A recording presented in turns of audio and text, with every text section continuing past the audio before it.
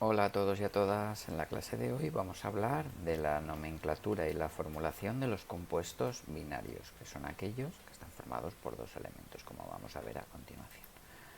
¿Vale? Es decir, son básicamente productos químicos o compuestos químicos que están formados cuando dos elementos diferentes se combinan para formar el mencionado compuesto. Entonces, los vamos a representar, este tipo de compuestos binarios, mediante su fórmula química. Bien, básicamente, cuando utilizamos el concepto de fórmula química, debemos ser conscientes de la existencia de tres fórmulas diferentes, como son la fórmula empírica, la fórmula molecular y la fórmula estructural. Cada una de estas fórmulas nos aporta un tipo de información diferente, y eso es lo que vamos a empezar a ver ahora. Comenzaremos explicando qué información nos aporta la fórmula empírica de un compuesto.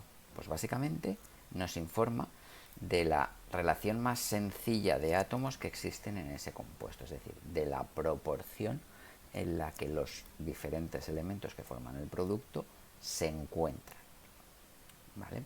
La siguiente fórmula que vamos a comentar es la fórmula molecular. La información almacenada en la fórmula molecular nos da una idea del número de átomos que forman estrictamente la molécula. Es decir, una molécula de agua tiene 3 átomos, 2 de hidrógeno y 1 de oxígeno. En algún caso así, muy sencillo, como es el caso del agua, fórmula empírica y fórmula molecular pueden coincidir, pero ya digo que aportan información diferente. Digo que pueden coincidir porque básicamente tenemos una proporción de 2 átomos de hidrógeno por cada átomo de oxígeno en la molécula de agua, pero es que en una molécula de agua tenemos 3 átomos, 2 de un tipo y 1 del otro, y esto es lo que nos dice la fórmula molecular. Bueno, continuaremos analizando la fórmula estructural, es decir, que nos aporta una información de la distribución de los átomos y los enlaces que hay entre ellos para formar la estructura química del compuesto. Así pues, básicamente tenemos diferencias significativas entre la información que nos aportan estos tres tipos de fórmulas, tanto la empírica como la molecular y la estructural. Para empezar a hablar de la formulación utilizada en compuestos binarios, debemos tener en cuenta dos aspectos muy importantes. El primero de ellos es el orden en el que vamos a colocar los dos elementos, es decir, existen reglas para que, por ejemplo, en el cloruro sódico sea primero el sodio y luego el cloro, y otro aspecto muy importante a tener en cuenta son los subíndices, que nos van a informar del número determinado de átomos que hay de cada tipo en el compuesto. Y estos son los dos aspectos fundamentales que vamos a tener en cuenta a la hora de formular compuestos binarios. Empezamos hablando del orden en el que se presentan los átomos en un compuesto binario cuando representamos su fórmula. Básicamente el criterio adoptado es: vamos a ordenarlos según la electronegatividad. Y aquí tenemos una representación de la tabla periódica. Entonces, es importante a la hora de llegar a formular un compuesto que tengamos una idea clara de la posición que ocupa los elementos que forman ese compuesto en la tabla periódica. Y entonces vamos a analizar cómo varía la electronegatividad. La electronegatividad es una propiedad que, cuando los elementos se encuentran en una misma fila en la tabla periódica, aumenta cuanto más a la derecha se encuentra ese elemento, como podemos ver aquí. Y si están en una misma columna, la electronegatividad es mayor cuanto más hacia arriba en la columna se encuentra. Es decir, en una misma fila aumenta paulatinamente hacia la derecha, y elementos que están en una misma columna, la electronegatividad es tanto mayor cuanto más arriba se encuentra en esa columna. Así pues, vamos a ordenar según la electronegatividad. Ya hemos visto cómo varía, y entonces el ejemplo típico que vamos a utilizar es el cloruro de sodio. Aquí tenemos el sodio, que se encuentra en esta posición, y el cloro, que se encuentra en esta posición de aquí en la tabla periódica. ¿De acuerdo? Entonces vamos a poner en primer lugar el elemento menos electronegativo, que sería el sodio, y en segundo lugar el más electronegativo de los dos que forman el compuesto. Si puede ser cloruro de sodio, lo formularemos como NaCl. Si combinamos átomos o iones con números de oxidación distintos de 1, como es el caso de coger iones calcio con dos cargas positivas y los vamos a combinar con aniones sulfuro con dos cargas negativas, entonces lo que vamos a hacer aquí es los ordenamos según el criterio de electronegatividad, pero ojo, en este caso cada uno de ellos tiene un subíndice. Fijaros que he planteado aquí el calcio en rojo con su número de oxidación en rojo y el azufre en violeta con su número de oxidación en violeta. Y entonces lo que hacemos es ordenarlos según la electronegatividad, primero el calcio y luego el azufre, y a continuación, en un siguiente paso, lo que hacemos es cruzar los números de oxidación. Fijaros en los colores. El calcio en rojo le pones el subíndice al azufre y el azufre en morado le pones el subíndice al calcio. Lo que hacemos es cruzar los números de oxidación y esos son los correspondientes subíndices de la fórmula. Ahora bien, un paso más allá. Como podemos ver, es un número par y es un número par. Luego se pueden simplificar. Entonces debemos representar la fórmula química del compuesto de forma simplificada, como podemos ver aquí. Si eran un 2 y un 2, lo simplificamos y la fórmula del sulfuro de calcio es CaS y así lo formularemos.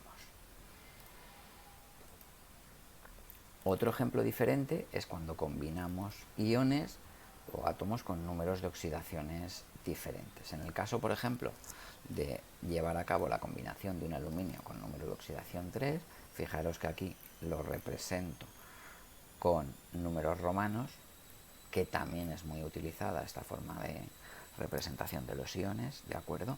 Lo represento el aluminio 3 y lo vamos a combinar con un anión de oxígeno con número de oxidación -2, ¿vale? Entonces, como decía antes, cruzamos los números de oxidación en ambos casos y ponemos al aluminio el número de oxidación del oxígeno y al oxígeno el número de oxidación del aluminio. ¿De acuerdo? Entonces la fórmula química del óxido de aluminio 3 o del trióxido de dialuminio sería la que vemos aquí representada. Es decir, Al con subíndice 2 y oxígeno con subíndice 3, siendo el 3, insisto, el número de oxidación del aluminio y el subíndice 2 que acompaña al aluminio es el número de oxidación del oxígeno. De ahí los colores que se están manteniendo en la representación de la fórmula. En este caso no podemos simplificar al ser los subíndices 2 y 3, es decir, no podemos expresar la misma relación numérica entre los dos subíndices que representan los números de oxidación de los distintos átomos, no podemos representarla de forma más simplificada.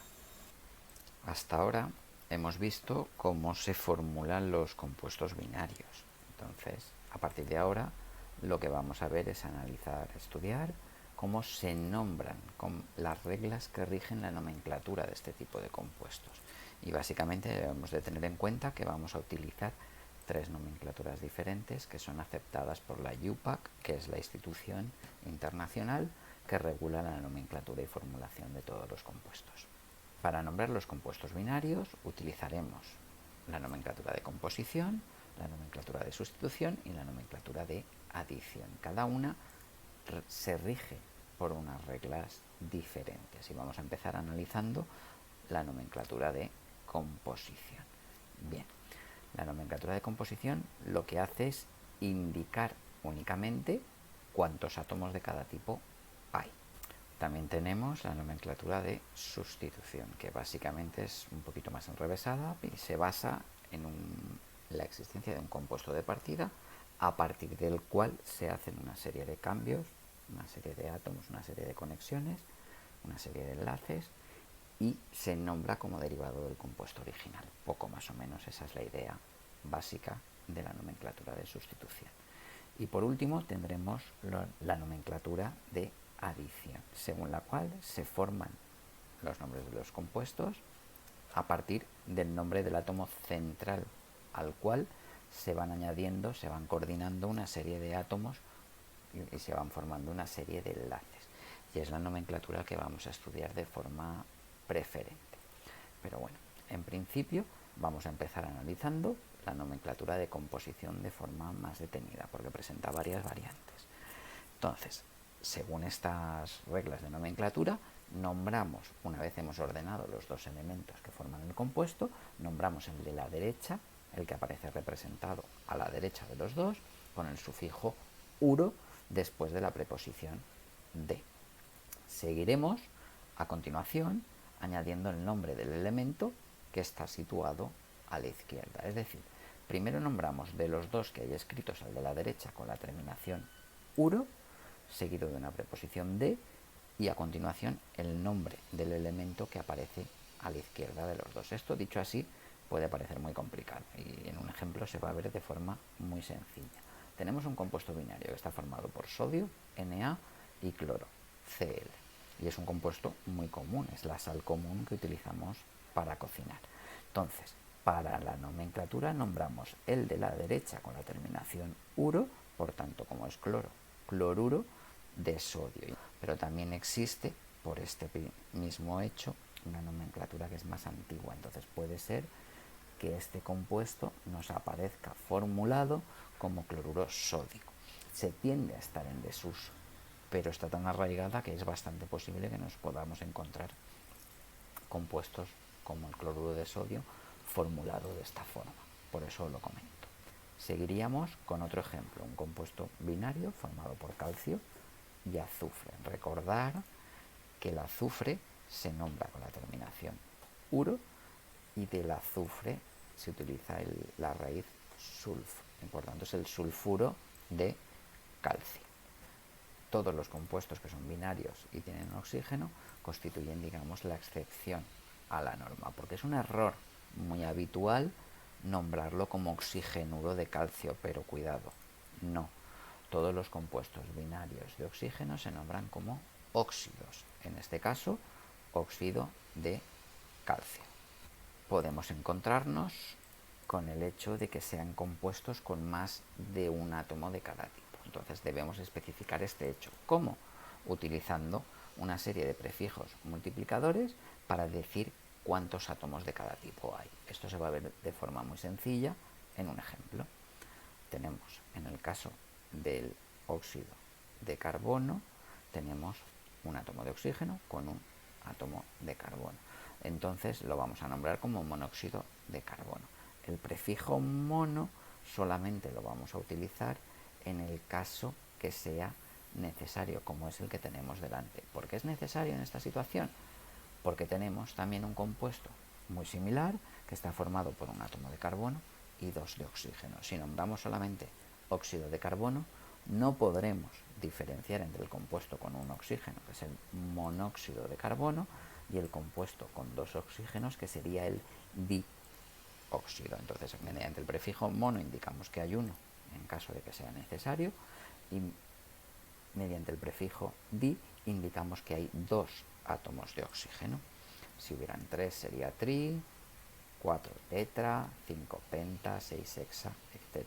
Siempre utilizaremos los mismos prefijos que hemos utilizado en casos anteriores. El que tenemos aquí en pantalla es un compuesto que está formado por átomos de aluminio y de oxígeno. En este caso tenemos 2 átomos de aluminio por cada 3 átomos de oxígeno. Entonces lo nombraremos indicando de esta forma que hay 3 átomos de oxígeno, por tanto trióxido de dialuminio, porque nos encontramos 2. Es un caso muy sencillo. Seguimos hablando con la nomenclatura de composición, tipo de nomenclatura que encuadramos en este apartado, que es muy antigua, pero que es tan sencilla de uso que posiblemente nos puede aparecer en algún caso, y es lo que conocemos como la nomenclatura de Stock. Básicamente, las reglas principales son que debemos indicar el número de oxidación del elemento entre paréntesis, indicando el número en números romanos, ¿vale?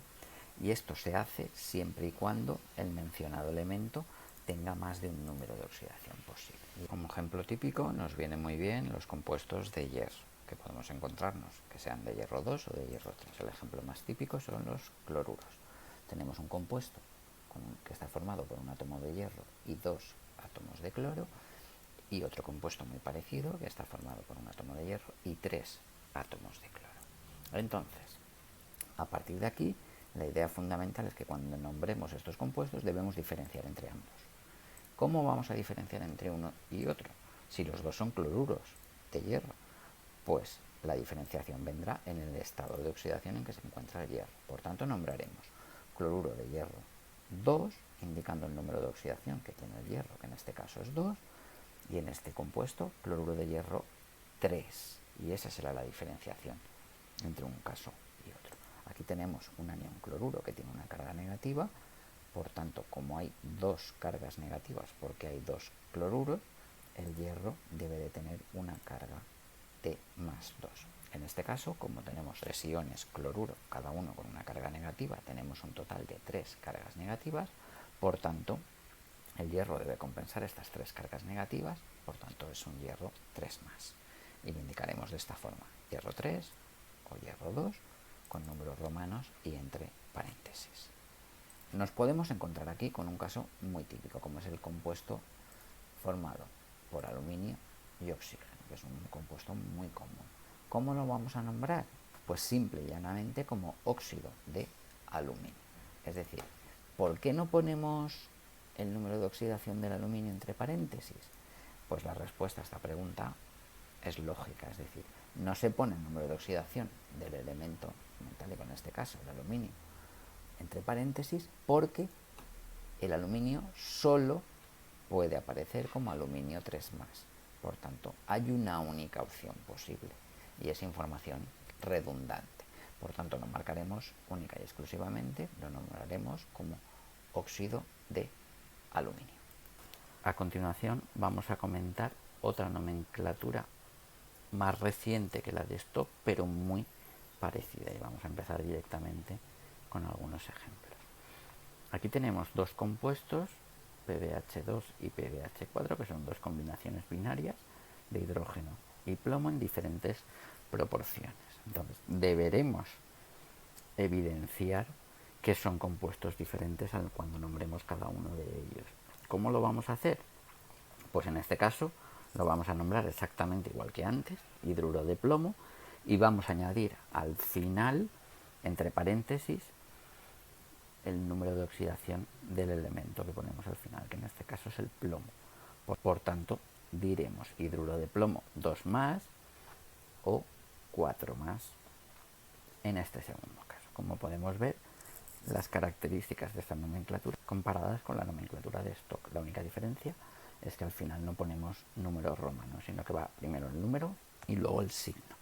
A partir de aquí vamos a particularizar un poco, y eso ya lo haremos en un siguiente vídeo. Continuaremos trabajando la nomenclatura y formulación con numerosos ejemplos, ¿de acuerdo? Y veremos la nomenclatura de compuestos binarios de diferentes tipos que nos van a aparecer, como por ejemplo combinaciones binarias de hidrógeno, es decir, una combinación de hidrógeno con otro elemento. Diferenciaremos en aquellos compuestos en los que el hidrógeno está unido al metal o en aquellos compuestos en los que el hidrógeno está unido a un no metal, que son compuestos con características y propiedades diferentes. Seguiremos con combinaciones binarias de oxígeno y analizaremos óxidos de diferentes tipos, como son los óxidos básicos, tenemos el oxígeno unido al metal, o los óxidos no metálicos. Pero además, la química del oxígeno es muy rica y puede formar compuestos con características diferentes, que no son propiamente óxidos, son los peróxidos y aquellas combinaciones de oxígeno con números de oxidación diferentes a las que tiene el oxígeno en los óxidos.